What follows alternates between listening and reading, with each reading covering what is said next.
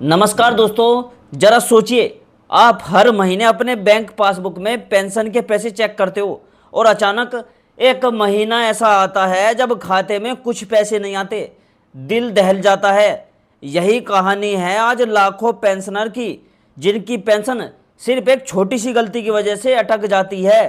तो आज की वीडियो में हम आपको बताएंगे कि पेंशन को लेकर इंटरनेट पर जो बड़े बड़े दावे घूम रहे हैं उनमें सच क्या है और झूठ क्या है, और साथ में वो 5 काम बताएंगे। अगर आपने नहीं किए तो आपकी पेंशन तुरंत बंद हो सकती है।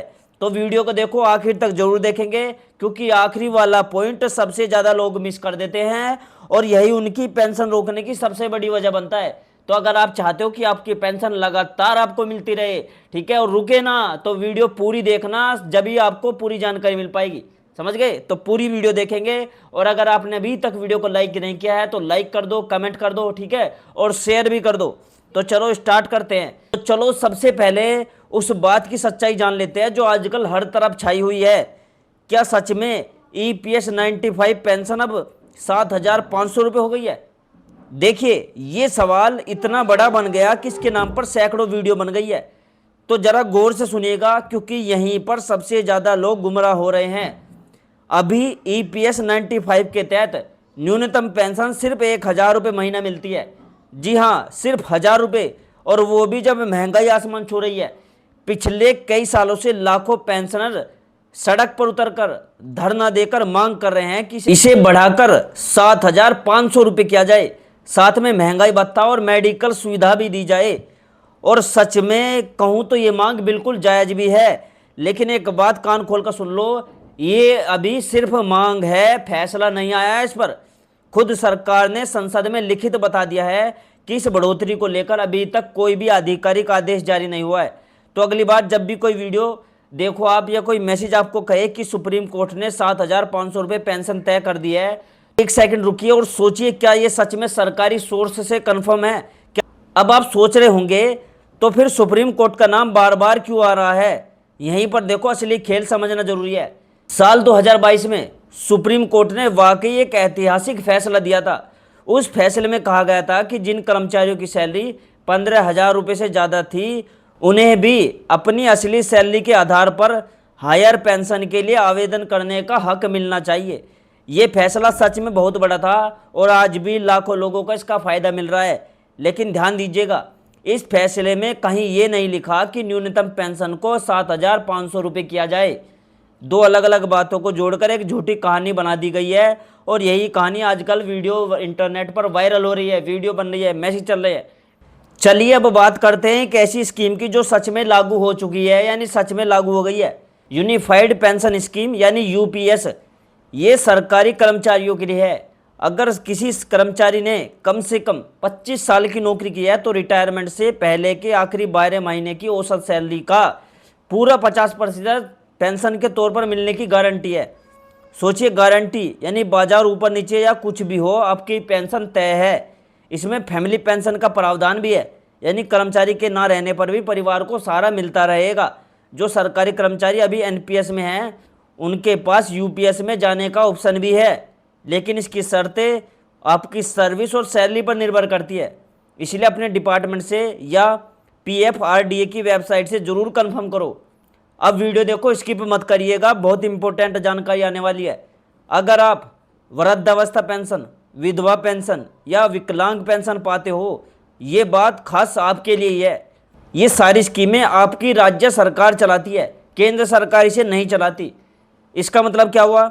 उत्तर प्रदेश में जो भी रकम मिलती है वो बिहार से अलग हो सकती है, राजस्थान में अलग होती है, बंगाल में अलग होती है, तेलंगाना में अलग होती है। तो जब भी कोई वीडियो कहे कि पूरे देश में सबको इतने रुपए मिलेंगे, तो समझ जाइए कि ये अधूरी जानकारी है।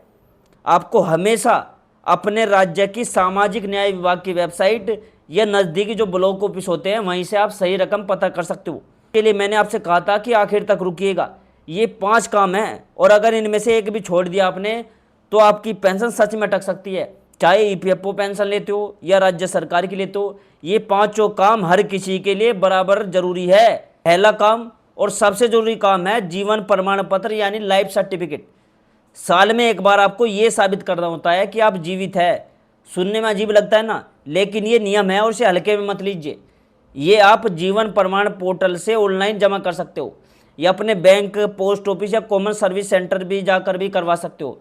अगर चलने फिरने में दिक्कत है तो डोर स्टेप बैंकिंग सुविधा से घर बैठे भी बन सकता है। जो लोग हर साल इसे टाल देते हैं उनकी पेंशन अचानक बंद हो सकती है और फिर दोबारा चालू करवाने में महीनों लग जाते हैं, ध्यान रखना। दूसरा काम आपको करना है, अपनी KYC अपडेट रखो।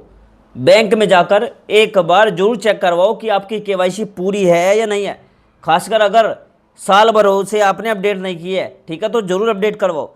तीसरा काम जो आपको करना है, अपने आधार कार्ड को अपडेट रखो और उसे अपने बैंक खाते से जाकर लिंक करवा लो, ठीक है।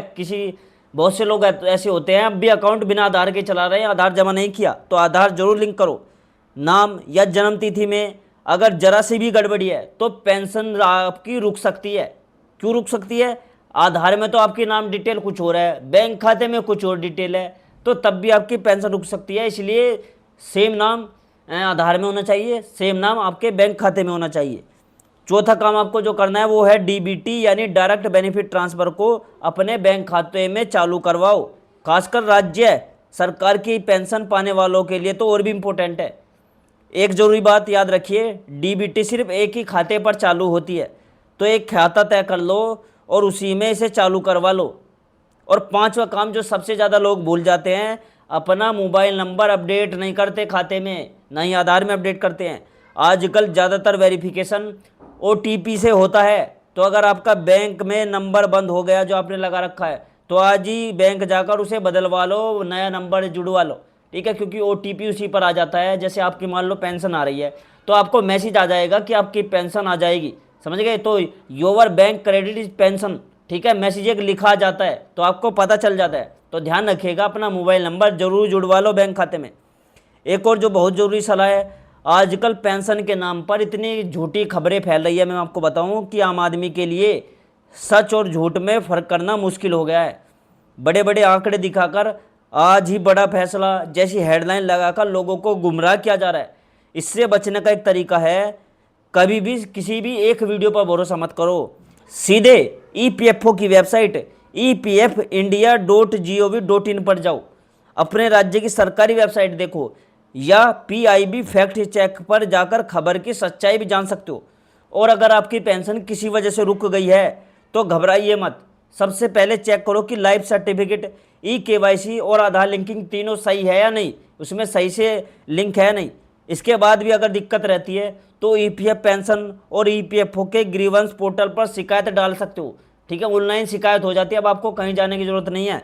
और बाकी सब अपने ब्लॉक या तहसील के समाज कल्याण कार्यालय जाकर भी आप सीधे बात कर सकते हो कि मेरी पेंशन रुक गई है, आप सीधे जाकर बात कर सकते हो। तो दोस्तों याद रखिए, जो पेंशन बढ़ाने की मांग है वो जायज़ है और उम्मीद भी बनाए रखनी चाहिए हमें, लेकिन जब तक सरकार अधिसूचना नहीं आती सरकार की तरफ से, तब तक किसी बड़े आंकड़े के पीछे मत भागिए। इसकी बजाय उन 5 कामों पर ध्यान दो जो मैंने आपको बताए हैं, क्योंकि ये 5 काम आपके हाथ में है। अगर आप ये 5 काम नहीं करोगे तो आपकी पेंशन रुक सकती है, समझ गए। अगर दोस्तों आपको जानकारी काम आई हो, वीडियो उपयोगी लगी हो, तो वीडियो को लाइक कर दीजिएगा, चैनल को सब्सक्राइब कर दीजिएगा। और दोस्तों मुझे कमेंट में एक बात जरूर बताना कि आप कौन से स्टेट से हो, कौन से राज्य से वीडियो देख रहे हो, ठीक है। और मुझे ये भी बताना कि आपकी पेंशन कितनी आ रही है हाल ही फिलहाल में, और अगर नहीं आई है तो वो भी कमेंट में बताना कि आपकी पेंशन कितने महीनों से बंद है, ठीक है, कमेंट में जरूर बता देना। और वीडियो को सब लोगों के साथ भेज दो जो लोग पेंशन लेते हैं, ठीक है, तो सभी को शेयर कर दो। और मैं मिलता हूँ दोस्तों आपसे अगली वीडियो में एक नई खबर, एक नई जानकारी के साथ। तब तक के लिए दोस्तों जय हिंद, जय भारत।